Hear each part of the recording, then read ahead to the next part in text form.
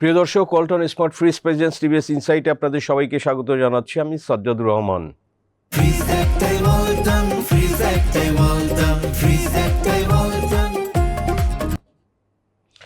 দর্শক, আমাদের নিয়মিত আয়োজন টিভিএস ইনসাইট। এখানে আমরা টিভিএস এর সাধারণত লিড রিপোর্ট পত্রিকার, সেটা নিয়ে আমরা আলোচনা করি।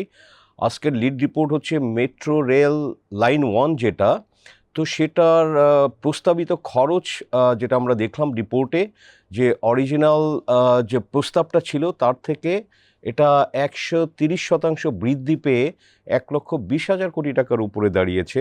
তো রিপোর্টটি করেছেন টিভিএসের সিনিয়র করেসপন্ডেন্ট সাইফুদ্দিন সাইফ। আমরা তার সাথে আলোচনা করব এবং এই বিশ্লেষণ আপনাদের সাথে শেয়ার করব। সাইফ, স্বাগতম আপনাকে। আপনাকে ধন্যবাদ। এই যে শুরুতে একটু জানতে চাই যে এই প্রস্তাবটা কোন পর্যায়ে আছে, যেটা আপনি বলছেন যে 52,000 থেকে 1,20,000 কোটি টাকার, তাই না? তো প্রস্তাবটা কোন স্টেজ আছে?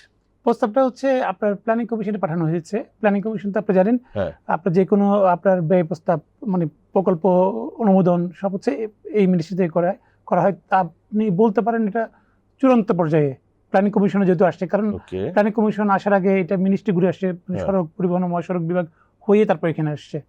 তো প্ল্যানিং কমিশন যদি অনুমোদন দেয় তাহলে এই প্রকল্পটা, প্ল্যানিং কমিশন হচ্ছে এখন যাচাই বাছাই করবে, পিইসি করবে, মানে আন্তঃমন্ত্রণালয় সভা করবে, দেন এটা হচ্ছে মানে একটিকে উপস্থাপন করবে। যদি সরকারের উচ্চ মহল থেকে সাড়া পায়, দেন হচ্ছে একনেক যদি এটা অ্যাপ্রুভ করে, তখন হচ্ছে আপনার এই ব্যয়টা হচ্ছে অনুমোদন পাবে আর কি। এই মেট্রো লাইন 1 কোনটা? এটা হচ্ছে আপনার বিমানবন্দর থেকে কমলাপুর, যেটা আন্ডারগ্রাউন্ড, আর একটা লাইন হচ্ছে আপনার পূর্বাচল, মানে দুইটা লাইন। তো এইটা হচ্ছে আপনার 19 সালের একটা প্রজেক্ট ছিল আমাদের জাইকার অর্থায়নে, আপনি জানেন। তো এই প্রজেক্টটা তখন হচ্ছে, এই প্রজেক্টটা কিন্তু ফিজিবিলিটি স্টাডি জায়গা করে, এবং হচ্ছে যে ফিজিবিলিটি স্টাডি হয় তার ভিত্তিতে ডিপিপিটা তৈরি করা হয়। ডিপিপি হচ্ছে প্রজেক্টের যেই প্রস্তাব, ওই প্রস্তাব উন্নয়ন প্রস্তাব, ওটা ওই একনেকে অনুমোদন হয় 19 সালে। দেন এটা হচ্ছে আপনার তখন টেন্ডার প্রক্রিয়াগুলো চলতেছিল। অন্তর্বর্তীকালীন সরকার এসে দেখা যাচ্ছে কি, মানে যেহেতু তখন হচ্ছে অনেকগুলো 12টা এখানে প্যাকেজে অনেকগুলো হচ্ছে, তখন হচ্ছে আপনার দরপত্র আহ্বান করা হয়, এবং দরপত্র আহ্বানে দেখা যাচ্ছে অনেক বেশি ব্যয় প্রস্তাব আসছে। তখন এই কিন্তু কয়েকটা প্রস্তাব আসার পরে অন্তর্বর্তীকালীন সরকার এটা স্টপ করে দেয়, কারণ হচ্ছে এত ব্যয় দিয়ে তারা বলতেছে এটা অস্বাভাবিক। 19 সালে যেটা বলছেন যে শুরুতে তখন একনেক অ্যাপ্রুভ করলো, তখন কত ছিল বাজেট? তখন হচ্ছে 52,500 কোটি টাকার মতো। ওকে। আর এখন হচ্ছে 1,20,000 কোটি টাকা। কেন? কারণটা কি দেখাচ্ছে? কারণটা হচ্ছে, মূল কারণ হচ্ছে আপনার মানে আপনার ঠিকাদার পর্যায়ে আপনার হচ্ছে বেশি প্রস্তাব আসছে। মানে আমি আপনাকে যদি উদাহরণ দিয়ে বলি, আপনার মনে করেন আপনি একটা প্যাকেজ, মানে আমি একদম ডকুমেন্ট ধরেই বলি, ডকুমেন্টের একটা প্যাকেজ হচ্ছে আপনার, মানে এটা হচ্ছে আন্ডারগ্রাউন্ড একটা অংশ বানানো, ওটা যেই ডিপিপিতে মূল্য ধরা হয়েছিল 5,330 কোটি টাকা। এইটা যখন আপনি জাপানি প্রজেক্টের একটা শর্ত হচ্ছে জাপানি কনসালটেন্ট এখানে কাজ করবে, অন্য কেউ কাজ করবে না। জাপানি কনসালটেন্ট নিয়োগ দেওয়ার পর তারা আবার এটাকে রিভিউ করে তারা ব্যয় বাড়ালো হচ্ছে 13,266 কোটি টাকা। আচ্ছা। যখন এটা হচ্ছে টেন্ডারে গেল, তখন এটা হচ্ছে সর্বনিম্ন বিডার হচ্ছে টোকিও মিল নামে একটা জাপানি প্রতিষ্ঠান। তারা হচ্ছে 14,988 কোটি টাকা এটা সর্বনিম্ন বিডার হিসেবে দিলে। এইভাবে প্রত্যেকটা প্যাকেজেই বেশি আসছে। আপনার প্রজেকশনে দেখা যাচ্ছে যে কি, নির্মাণ কাজে যে অংশগুলো, এটা 37,600 কোটি টাকা দিয়ে ধরা ছিল প্রথম মূল ডিপিপিতে, এবং হচ্ছে এটা দেখা যাচ্ছে ওখানে গিয়ে 80,000 ঠিক ছিল তখন। এটা হচ্ছে অন্তর্বর্তীকালীন সময়ে, সরকারের সময়, যে কারণে বেশি ব্যয় প্রস্তাব আসার কারণে তারা এটা বন্ধ করে দেওয়া হচ্ছিল। এখন আপনি বলতে পারেন ফিজিবিলিটি স্টাডি জাপান করছে, ফিজিবিলিটি স্টাডির ভিত্তিতে তো আপনি ডিপিপি তৈরি করলো, ওইটাই আবার একটিকে অ্যাপ্রুভ করলো। তাহলে আপনার আবার কনসালটেন্ট এসে আবার এটা ব্যয় পর্যালোচনা করে কেন বাড়াচ্ছে, এবং বিটার পর্যায়ে এত কেন আসছে? তো এখানে হচ্ছে ডিএমটিসিএল যেটা ট্রাই করছিল, এটা হচ্ছে যখন ব্যয় প্রস্তাব আসছে তখন ডিএমটিসিএল হচ্ছে অন্তর্বর্তীকালীন সরকারের সময় এটা মানে পর্যালোচনা করলো। মানে আমাদের জাপানি বিডিং প্রসেসিং এর মধ্যে একটু কিছু ইয়ে আছে। একটা হচ্ছে ওদের কনসালটেন্ট নিয়োগ দিতে হয়, ওদের কনসালটেন্ট ওদের মতো করে বিড ডকুমেন্টগুলো তৈরি করে, যে দরপত্র আহ্বান করে, যেখানে হচ্ছে অন্য বিডার আসতে পারে না। মানে এটা যেহেতু উন্মুক্ত বলা হয়, কিন্তু উন্মুক্ত বলা হলেও জাপানি কোম্পানি ছাড়া দেখা যাচ্ছে এখানে খুব বেশি জাপানের ঠিকাদার, জাপান তো এখানে অর্থায়নও করছে। হ্যাঁ, অর্থায়ন করছে জাপান। এই যে 1,20,000 কোটি টাকা, এর মধ্যে আপনার বাংলাদেশ সরকারের কত, জাপান কত দিবে? আগে ছিল জাপানের হচ্ছে মানে আপনার 39,000 কোটি টাকা, আর এখন মানে 52,000-এর মধ্যে 39 কোটি টাকা জাপান 39,000 দেওয়ার কথা ছিল। জাপান, এখন এখন হচ্ছে আপনার 85,000 কোটি টাকা আচ্ছা। জাপান দেওয়ার কথা। তো যেটা আমি বলতেছিলাম ওটা হচ্ছে ঠিকাদার পর্যায়ে দেখা যাচ্ছে ওদের একটা দুইটা বিডার আসে, যে কারণে হচ্ছে অনেক বেশি কস্ট ওরা হাঁকায়, যে কারণে হচ্ছে ওরা নিজেরাই কনস্ট্রাকশন করবে হ্যাঁ মানে জাপান। আপনার মানে কন্ডিশনে এটা বলা নাই যে আপনি জাপানি কোম্পানি হ্যাঁ। মানে আপনার এখানে হচ্ছে উন্মুক্ত দরপত্র বলা হয়, Right. কিন্তু উন্মুক্ত দরপত্র বলা হলো যেহেতু বিড ডকুমেন্ট তৈরি করে জাপানি কোম্পানি, কনসালটেন্ট যেহেতু ওরা, হ্যাঁ। তো ওরা স্পেসিফিক্যালি বলে দেয় মানে আচ্ছা, হচ্ছে আচ্ছা। মানে মানে এমন কিছু শর্ত রাখে যে শর্ত যেটা থাকে, দেখা যায় হ্যাঁ। ওদের কোম্পানি যাতে কাজ এবং পায়। হচ্ছে জাপানি ঠিকাদারের কিছু ফ্যাসিলিটিও পায়, যেটা মানে অন্য অন্য জায়গায় থেকে পায় না। এখানে এই যে তাহলে আপনার এই যে কস্ট হাইকের ক্ষেত্রে ধরেন যে হয়তো 19 সালে ধরেন যে আমাদের ডলার তখন তো 85 টাকা 84 টাকা এরকমের ছিল, হ্যাঁ, তো সেটা এখন ধরেন যে 123-24 টাকা। এটা একটা কারণ আছে, কনস্ট্রাকশন ম্যাটেরিয়াল, সিমেন্ট, স্টিল এগুলোরও তো অনেক দাম বেড়েছে। তো হ্যাঁ। এসবও তো একটাই দাম বৃদ্ধি পাওয়ার আরেকটা, এগুলো তো এটা কারণ একটা হতে কারণ, পারে। মানে হ্যাঁ। এগুলো অবশ্যই একটা কারণ, কিন্তু মূল কারণটা হচ্ছে আপনার আমার যে ডিপিপিতে যে আমার হচ্ছে একটা ফিজিবিলিটি স্টাডি কেন করা হচ্ছে। হ্যাঁ। আমি ফিজিবিলিটি স্টাডি তো করি, আমি ইনফ্লেশন দৌড়ে আমি 5 বছর কিংবা 10 বছরে আমি কত টাকা দিবে এই প্রজেক্টটা Right. বাস্তবায়ন করতে পারবো। অস্বাভাবিক কিছু যখন হচ্ছে, যখন আপনি মানে যুদ্ধ পরিস্থিতি হয়, তখন তো অনেক জিনিস অস্বাভাবিক হয়।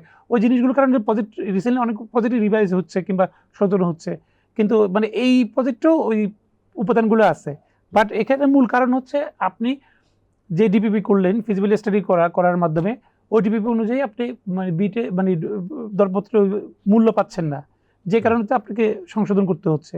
এটা হচ্ছে এই যে ব্যয় প্রস্তাব বেশি আপনার, এটা হচ্ছে তত্ত্বাবধায়ক সরকারের আমলে ওরা অন্তর্বর্তীকালীন সরকারের সময় ওরা অনেকগুলো অ্যানালিসিস করছে, করার পর হচ্ছে জাপানে আমাদের একটা প্রতিনিধি দল আপনার সড়ক পরিবহন মন্ত্রণালয়, তারপর হচ্ছে ইআরডি, ডিএমটিসিএল জাপান সফর করছে। শুধুমাত্র জাপানকে ওরা বলতেছে জাপানি কস্ট বেশি, মানে ওই সময়ে আপনি দেখা যাচ্ছে ওরা বিভিন্ন দেশে যে মেট্রো রেলের প্রজেক্টগুলো হচ্ছিল, যেমন 24 সালে যে প্রজেক্টগুলো টেন্ডার হয়েছিল ওই যে প্যাকেজগুলোর, ওর তুলনামূলক ওরা একটু বিশ্লেষণ করছে। দেখা যাচ্ছে আমাদের MRT 5 যেটা 52,000 কোটি টাকা, মানে আমরা MRT 1 যেটা আলোচনা করি তখন তো 52,000 কোটি টাকা ছিল ব্যয়। ওই সময়ে যদি আপনি ধরেন ওই মানে আপনার মানে ইন্ডিয়াতেও মানে আপনার আন্ডারগ্রাউন্ড এবং হচ্ছে এলিভেটেড দুইটা মিলে হচ্ছে মানে জায়গার অর্থায়নের প্রজেক্ট দেখা যাচ্ছে পার কিলো হচ্ছে 40 মিলিয়ন বাস্তবায়ন করা যাচ্ছে ইউএস ডলার। হ্যাঁ, আপনার সৌদি আরবে 166 মিলিয়ন, দুবাইতে 188 মিলিয়ন, কিন্তু আমাদের এখানে যাচ্ছে হচ্ছে তখন হচ্ছে 253 মিলিয়ন MRT 1টা। এটা যদি 1,20,000 কোটি হইলে তাতে কত হবে? ডবল হয়ে যাবে। আচ্ছা, তার মানে হচ্ছে পার কিলোমিটার কস্ট হচ্ছে আমাকে মানে অর্থনীতিবিদরা মানে আমি পরিবহন এক্সপার্টের সাথে যখন কথা বললাম, ওরা বলছে এটা গিনিজ বুকে ওঠার মতো একটা প্রস্তাব আর কি। কারণ আপনি জাপানি অর্থায়নের প্রজেক্টগুলো যদি ধরেন, আপনি আমাদের মানে ওই প্রজেক্টটা এত কস্ট না, কিন্তু আমাদের এখানে অনেক বেশি কস্ট। এটা নিয়ে দীর্ঘদিন ধরে প্রায় 1.5 বছর ধরে কাজে বন্ধ ছিল, এবং বলা হচ্ছিল যে আপনার সাথে নেগোসিয়েশন করতে সরকারের মহল থেকে, এবং সরকার নেগোসিয়েশন করছে, আমাদের অর্থমন্ত্রীও বসছিলেন, কিন্তু জাপান বলতেছে যেহেতু চুক্তি হয়ে গেছে তারা আসলে এই জায়গা থেকে ছাড় দিবে না। যে এটা হচ্ছে মূল কারণ। এর মানে ডলারও বাড়ছে, কিছু ইনফ্লেশনও কিছু ব্যাপার আছে। হ্যাঁ, তো তাই বলে তো এত হতে পারে না, কারণ ধরেন যে সিমেন্টসে তখন যেটা 350 ছিল সেটা হয়তো এখন 400-450 টাকা, হ্যাঁ, বা এক্সচেঞ্জ রেটে 40% আপনার ওগুলো ধরা থাকে। আপনার কিছু তো আপনার ওই প্রজেক্ট তো আপনার মানে 1 বছরের বাস্তবায়নের জন্য থাকে না, ওটা তো মানে দীর্ঘমেয়াদী প্রজেক্ট ধরেই ওই মূল্যগুলো সেটাই 50-60% হয়তো বাড়তে পারে। যদি বলে রাখি আমাদেরকে যেটা হচ্ছে আমরা দেখি অন্যান্য এই ধরনের মেট্রো রেলের প্রজেক্টগুলোতে, ইয়েস, আপনি যে ধরেন যে এই যে বেশি আপনি অন্য জায়গার উদাহরণও দিলেন, এটা কি ধরেন যে সে আমাদের প্রতিবেশী দেশ বা অন্য জায়গা, এই ইন্ডিয়াতে এই খরচটা কেমন পার কিলোমিটার? মানে ইন্ডিয়াতে পাটনা দেশ যে মানে যেই মেট্রো হচ্ছে ওটা পার কিলোমিটার 40, এবং হচ্ছে মানে আপনার যদি দেখেন, হ্যাঁ আপনি এটা বলতে পারেন ইন্ডিয়াতে ওদের কিছু হচ্ছে নিজস্ব এক্সপার্ট আছে, ওদের কিছু মেটেরিয়ালস ওরা ওখান থেকে নাই, আমাদের হয়তো এক্সপার্ট কম আছে কিংবা কনসালটেন্ট নাই আমাদের, কিন্তু বাস্তব ব্যবধান কিছুটা হবে। বা ডিএমটিসিএল তখন বলতেছিল ব্যবধান অনেক বেশি হবে না, ব্যবধানটা কিছুটা হবে অবশ্যই, যেহেতু আমাদের মানে নিজস্ব ব্যবধান বা আপনার অনেক বেশি হওয়ার বিষয়টা অযৌক্তিক। এবং আপনি দেখেন এশিয়াতে তখন হচ্ছে তারা এশিয়ার প্রত্যেকটা দেশে যে মেট্রোগুলো হচ্ছিল তারা অ্যানালাইসিস করলো, বাংলাদেশে হচ্ছে সবচেয়ে বেশি কস্ট বেশি। তো এখানে কি ধরনের যে আপনার কাছে কি মনে হয় রিপোর্টটি করতে গিয়ে যে এখানে জাপান যেহেতু নিজে অর্থায়ন করবে, তাদের ঠিকাদার, তাদের কনসালট্যান্ট, সো এখানে কি এই যে খরচটা অনেক বাড়িয়ে দেখানো কি জাপানিজদের এখানে মানে কোনো ইয়ে আছে, ইন্টারেস্ট বা তাদের হাত আছে এখানে? অবশ্যই আপনি ঠিকাদার কাজ পাচ্ছে তাদের কাজের। আপনি দেখেন শুধু আপনি এমআরটি প্রজেক্টগুলো না, জাপানি প্রত্যেকটা পজিটিভ, জাপানি রোড প্রজেক্ট যদি ধরেন আপনি, যেমন আপনি অন্তর্বর্তীকালীন সরকারের সময় আমাদের তখন হচ্ছে তখনকার উপদেষ্টা এই ফজল কবির সাহেব, উনি একটা মানে মন্তব্য করছিলেন হচ্ছে সোনাই মরানো রাস্তা, মাতারবাড়ি যে রোডটাও হচ্ছে মানে সড়কের, মানে ওই রাস্তাটা সোনাই মরানো রাস্তা, এত বেশি কস্ট। আপনি মানে আপনি এটা প্রত্যেকটা প্রজেক্টে জাপানে আপনি মানে কক্সবাজার থেকে চিটাগং কিংবা যে প্রস্তাবিত যে প্রজেক্টগুলো আছে এমআরটির বাইরেও প্রত্যেকটা প্রজেক্টে হচ্ছে জাপানি খুবই হাই কস্ট। জাপান ওরা বলা হচ্ছে জাপানি উন্নত প্রযুক্তি, জাপানি উন্নত প্রযুক্তি, কিন্তু আবার দেখেন আপনি এই প্রযুক্তি যখন আপনার অন্য দেশে হচ্ছে, মানে আপনার MRT-6 যখন আমাদের দেশে হয় তখন হচ্ছে জাকার্তায় মেট্রো হয়, ওরা জাপানি অর্থায়নেই, কিন্তু ওটা আমাদের থেকে অর্ধেকের কমে হচ্ছে বাস্তবায়ন করা গেছে। কিন্তু আমাদের দেখা যাচ্ছে আবার আমাদের এখানে যে MRT-6 আমরা এখন ব্যবহার করতেছি ওটা নিয়ে রিসেন্টলি মানে আপনার তদন্ত কমিটি একটা রিপোর্টও দিল, এটা কি ঝুঁকিপূর্ণ, মানে আমরা আমাদের বেশি টাকা দিচ্ছি, আপনি নিম্নমানের জিনিস দিচ্ছি এবং ঝুঁকিপূর্ণ হয়ে যাচ্ছে আমাদের MRT-6 যেটা এখন আমরা চলতেছি। যে কোনো মুহূর্তে দুর্ঘটনার আশঙ্কা করা হচ্ছে, লাইনচ্যুত হতে পারে, অগ্নিকাণ্ড ঘটতে পারে। এবং অন্য দেশে যখন জাপান একই কাজ করছে কম দামে, আমাদের বাংলাদেশে এত বেশি দামে এরা করে, তো এখানে আসলে আমাদের দুর্বলতাটা কোথায়? দুর্বলতা হচ্ছে আমরা আসলে মানে আপনার নন টেকনিক্যাল পার্সন ছিল, আপনি মানে MRT-গুলো শুরু হচ্ছে তো আপনার মানে আওয়ামী লীগ সময়ে ওখানে যারা ছিলেন মানে নন টেকনিক্যাল পার্সন সবাই ছিলেন, যেহেতু নন টেকনিক্যাল পার্সন ছিল তাদেরকে আসলে যেভাবে বোঝানো যাচ্ছিল, এবং হচ্ছে পলিটিক্যাল একটা ইনভলভমেন্ট ছিল এখানে ব্যয় বৃদ্ধির ক্ষেত্রে। এই কারণে ব্যয়টা যখন আপনার অন্তর্বর্তীকালীন সরকার দেখা যাচ্ছে বিদেশে যারা কাজ করছে মেট্রো রেলগুলোতে ওই ওদের ওই ধরনের এক্সপার্টগুলো নিয়ে আসছে, তখনকার আপনার যে ব্যবস্থা পরিচালক ছিলেন উনিও আপনার মানে দুবাই থেকে শুরু করে ইন্ডিয়া থেকে শুরু করে অনেকগুলো, অস্ট্রেলিয়াতে অনেকগুলো দেশে মানে MRT-তে কনসালটেন্ট হিসেবে কাজ করার অভিজ্ঞতা আসছে। ওই লোককে আপনি তখন হচ্ছে উনি ব্যবস্থাপনা পরিচালক হিসেবে নিয়োগ দেওয়া হয়েছিল, এরকম অনেকগুলো এক্সপার্ট তখন নিয়ে আসছিল। যেই কারণে হচ্ছে ওনারা বুঝতে পারতেছিলেন যে, যেমন ধরুন উনি বলতে চাচ্ছিলেন মানে উনি আসার পরে MRT-6-এর কমলাপুর থেকে মতিঝিল থেকে কমলাপুর যে সিগন্যালিং লাইনটা ওখানে উনি 170 কোটি টাকার মতো কমাইতে পারছেন। উনি বলতেছে একই কোম্পানি, একই জাপানি, উনি যেখানে ইন্ডিয়াতে কাজ করে আসছেন, উনি বলতে চাচ্ছেন তোমরা এই প্রজেক্টটা আমিই কাজ করছি ওখানে, এটার কষ্ট এত না, তখন তারা কমাইতে বাধ্য হয়েছিল এরকম। তো ওনারা অনেক জায়গায় এরকম ইয়ে করছিল। যখন জাপান হচ্ছে আবার এই সরকার আসার পরে এই সরকারও কিন্তু জাপানের সাথে বসছিল, কিন্তু যেহেতু জাপানের জায়গা থেকে ছাড় দিচ্ছিল না, যেহেতু একটা চুক্তি আমরা করে ফেলছি, এবং হচ্ছে ওনাদের এবং হচ্ছে গত অন্তর্বর্তীকালীন সরকারের সময় দুইটা প্রজেক্ট MRT-5 নর্দার্ন এবং হচ্ছে MRT-1 এই প্রজেক্টটা মানে কোনো কাজে মানে টেন্ডারটা বন্ধ ছিল। তো এই সরকার এই এসে জায়গা প্রথমেই সত্য জুড়ে দিল DMTCL এর যে সাবেক MD মানে ফারুক সাহেব, উনি থাকলে আমরা আসলে আপনাদের সাথে কাজ করব না, এটা আমাদেরকে অফ দ্য রেকর্ড অনেক অফিসারই বললো আর কি। কারণ হচ্ছে উনি একটু এই জায়গাটা একটু খুবই সতর্ক ছিলেন ব্যয়ের ক্ষেত্রে, যে কারণে হচ্ছে ওনাকে সরকার সরাতে বাধ্য হলো। এই যে আপনি তো কথা বলেছেন বিশেষজ্ঞদের সাথে, তারা এখন কি বলে, তারা বাংলাদেশ সরকারের কিভাবে আগানো উচিত? আমি যেমন বুয়েটের অধ্যাপকদের সাথে কথা বললাম, ডক্টর শামসুল হক পরিবহন এক্সপার্ট হিসেবে আপনারা জানেন, উনি যেটা বললেন এটা খুবই অস্বাভাবিক ব্যয়, পৃথিবীর কোথাও জাপান এত মানে বেশি টাকা দিয়ে মানে বাংলাদেশের কি করা উচিত, সরকারের কিভাবে, উনি বলতে চাচ্ছেন এটা সংসদে উপস্থাপন করা দরকার। এই ব্যয়টা মানে আপনি এই যে MRT রেল 1 এর ব্যয় 1,20,000 কোটি টাকা, যেটা ধরা হচ্ছে কত কিলোমিটার এটা হচ্ছে 39 কিলোমিটার, 31 কিলোমিটার।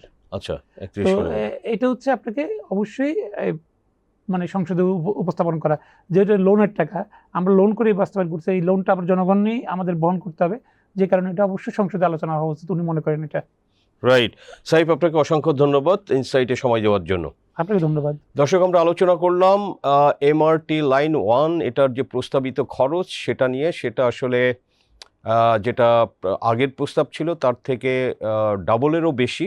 তো সেটা আসলে কেন, কি কারণে এটা হচ্ছে, সাইফুদ্দিন সাইফ আজকে ছিলেন গেস্ট হিসেবে। সাইফ আলোচনা করলেন এবং বিস্তারিত বিশ্লেষণ দর্শক আমরা করলাম এবং আপনাদের সামনে তুলে ধরলাম। আমাদের আলোচনা ভালো লাগলে লাইক করবেন, শেয়ার করবেন। আপনাদের সবাইকে ধন্যবাদ।